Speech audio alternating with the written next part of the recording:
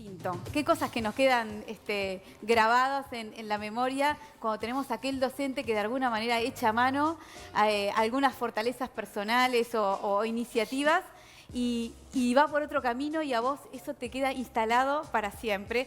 A aquel que se para en el pizarrón, escribe, explica, y de repente vos dices, no entendí nada y terminás teniendo que aprender de memoria un montón de cosas para pasar el examen. Díganme si nos ha pasado, ¿no?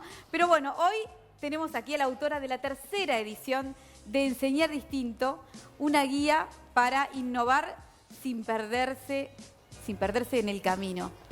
Que es todo un tema. Aquí, ahí va, ahí estoy mejor. Disculpen. ¿Cómo estás, Melina Furman? Hola, ¿cómo están? Buen día. Gracias por invitarme. Gracias por venir. Bueno, ella es, voy a decir algunos de los datos porque es extensísimo el currículum de Melina. Ella es bióloga por la Universidad de Buenos Aires, máster y doctora en educación de Columbia University de Estados Unidos. Es investigadora, profesora asociada de la Escuela de Educación de la Universidad de San Andrés y, bueno, además escritora. ¿Cómo se logra la maravilla de que uno como alumno pueda recibir toda la información, internalizarla, que se quede instalada y uno sienta, aprendí esto?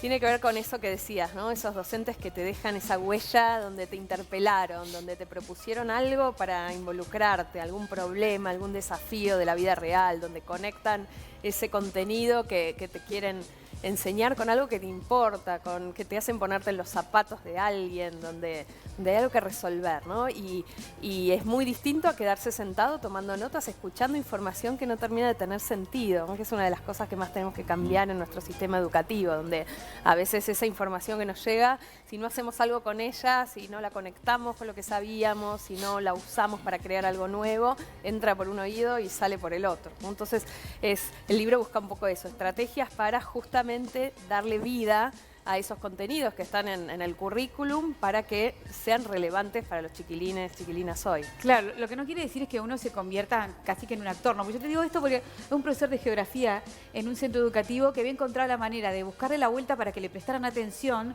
cuando hablaba de las diferentes zonas o diferentes puntos del planeta y los disponía a todos como si estuviera en un avión y arrancaba un viaje.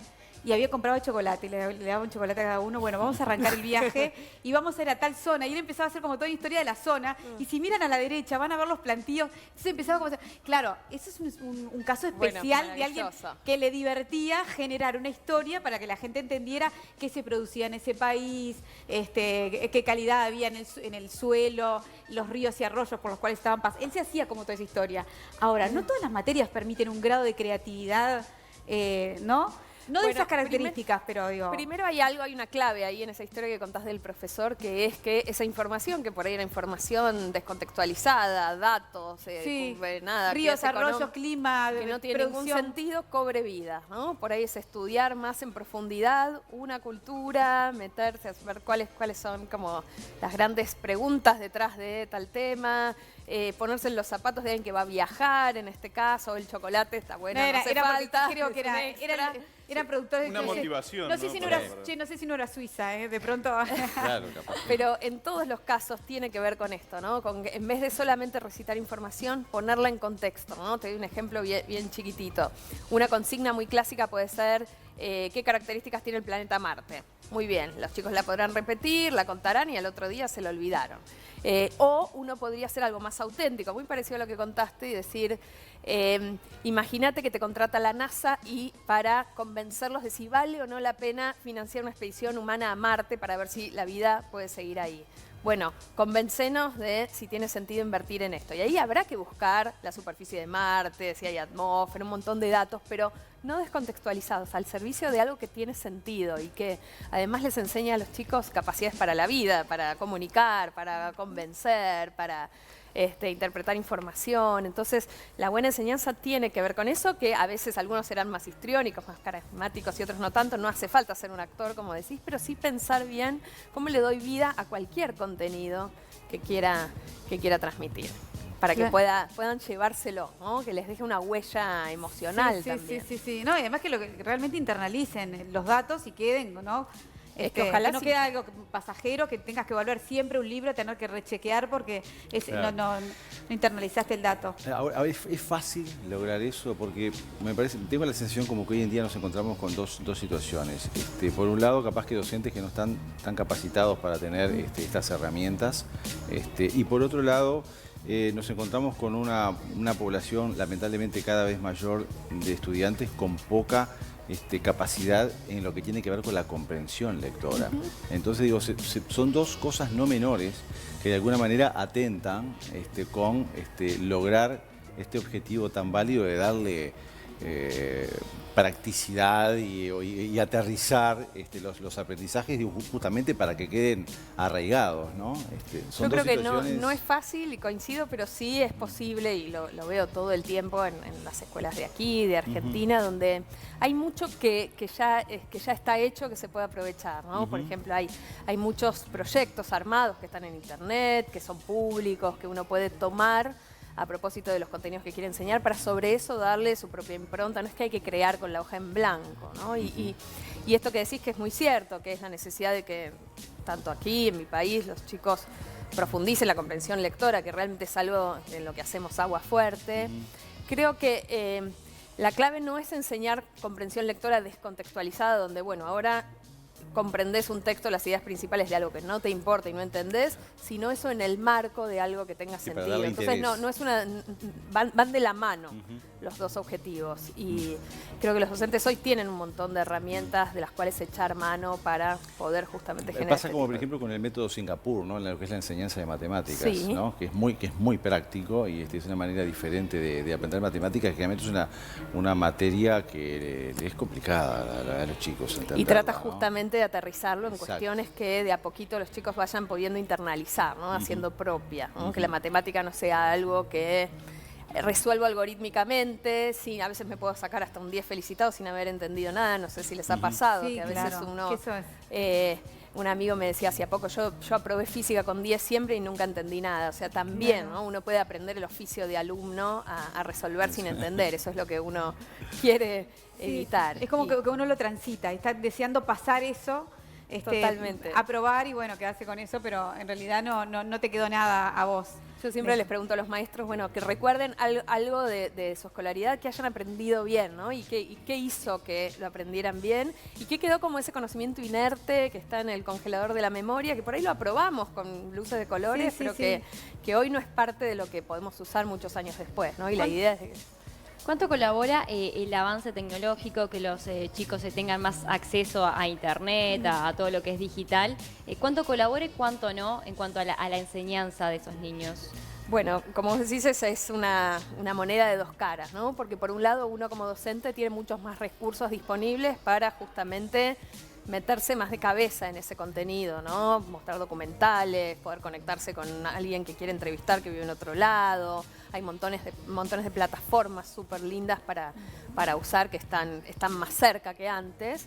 A la vez la atención de los chicos hoy es como un bien escaso, ¿no? Porque son chicos y adolescentes mucho más estimulados con periodos de atención más cortos, ¿no? Donde todo tiene que ser como más flashero para 5G, poder captar. todo es 5G. Claro, es como más difícil que se queden sentados como hacíamos nosotros, escuchando, y la inmediatez es una característica de esta generación, incluso nosotros de los alumnos, y es un desafío para los docentes, lo cual redobla la apuesta de que lo que se enseña en la escuela tenga sentido. Y la ¿no? formación también docente, ¿no? Porque, por ejemplo, acuerdo profesores de literatura que si vos realmente no hacías el análisis del texto que ellos querían que tú hicieras, la nota no era la correcta. Cuando de repente la apreciación sobre algo, fíjate vos, literatura, que no, la subjetividad entra, tu interpretación puede ser absolutamente otra.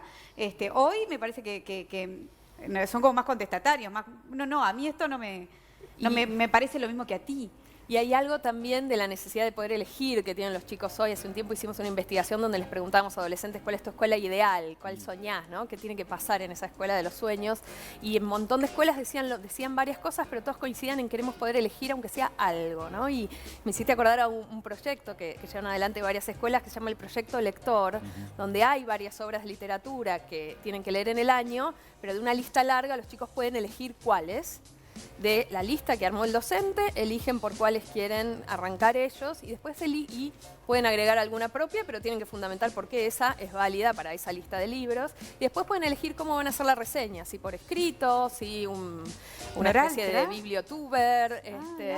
Entonces, eso también habilita un poco el espacio de dar opciones, no cualesquiera, pero que puedan elegir algo, hace que ese compromiso sea mayor. Sí, una representación también, se da mucho hacer una recreación o una representación. De totalmente. Apelando a la creatividad, que era un poco lo que decías desde el inicio, ¿no? Que la creatividad hace que quizás te rompas un poquito más el coco, pensándolo, analizándolo, sin darte cuenta, de una manera totalmente indirecta, y cómo te queda el tema y no leerlo automáticamente, lo que decía el librito.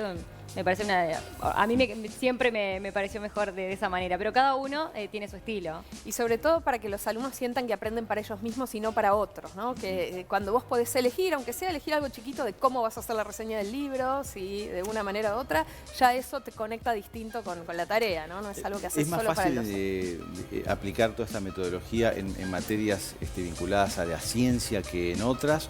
¿O porque es importante desarrollar justamente el pensamiento científico por todo lo crítico y analítico que tiene? No es más fácil en las ciencias naturales que en otras, o sea, son maneras de enseñar que son bien como para todas las disciplinas.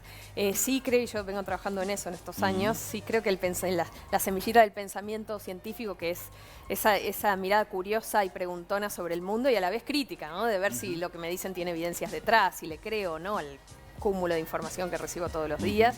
Es cada vez más esencial. Primero para hacer un propio proyecto de vida, para pensarse, para planificar, para discernir, tomar decisiones. En estos momentos de pandemia creo que fue más crítico que nunca. Esto de, bueno, ¿a quién le creemos? ¿Me doy la vacuna? Un montón de discursos muy extendidos que no tienen evidencias, y poder darles las herramientas a los chicos y adolescentes para tomar buenas decisiones es rol de la escuela, de la casa también, y es súper importante en estos tiempos. ¿En tu país pudiste comprobar la brecha digital que hay en contextos críticos? Tremendo. Porque se notó. Y además en Argentina en el 2020 tuvimos un año sin presencialidad, con lo cual la brecha digital, muchas familias desconectadas o por ahí con un celular con datos para todos los hijos, hizo que hoy hay muchos chicos que no hayan vuelto a la escuela todavía. Y escuelas haciendo lo imposible para volver a traerlos, y los estados, bueno, complejo. La pandemia dejó una desigualdad que ya teníamos mucho más ampliada. ¿Y pudiste comprobar los métodos uruguayos y los argentinos con referencia a la educación? Sí, aquí tienen ustedes el plan Ceibal hace tantos años, que realmente las propuestas que tienen ya pre-pandemia eran súper de avanzadas y muy equitativas para todos. Creo que la pandemia los agarró con el plan Ceibal andando, que ha sido un lujo. En Argentina se habla de eso todo el tiempo, ¿no? De esto de cómo Uruguay estaba preparado en un montón de estrategias, no solo en los dispositivos, sino en que las familias tuvieran la computadora, sino también en que los maestros estuvieran más listos para poder usar estrategias digitales. Obviamente sí, hay que seguir formando, pero hay mucho de eso que Uruguay en ese sentido ha sido como un ejemplo que ¿No se muchos hemos visualiza en mirado. Argentina la posibilidad de tener un programa así?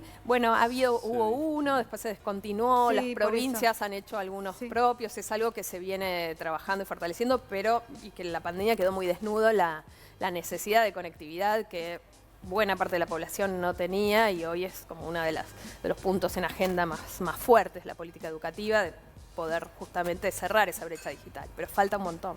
Eso te quería preguntar, acá hace años que se viene peleando con el tema de la reforma educativa, lo que hay que cambiar, se pone, se saca.